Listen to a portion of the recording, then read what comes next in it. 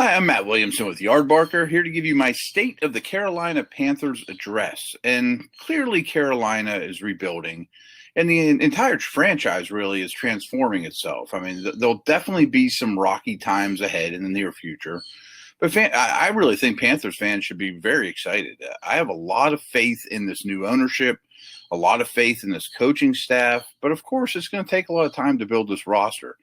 Matt Ruhle worked with Teddy Bridgewater in New Orleans, and I fully expect the Panthers' offense to mimic what Drew Brees orchestrated so well, or Suz orchestrated so well.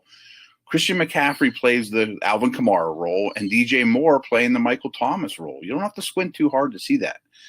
Bridgewater might not be the long-term answer, but should facilitate the Brees role very well enough, as he did in New Orleans. We've seen that.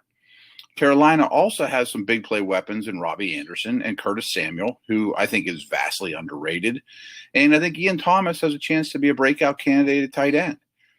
The Panthers played a very difficult schedule last year and were outscored by 130 points and are set up to play a very tough schedule again. So it might not look great on paper when it's all said and done. The defense was gouged for more than 0.7 more yards than what Carolina produced on offense on a per-play basis, and they were amongst the very worst teams in the league on special teams as well. You'd hope that at least gets a little better.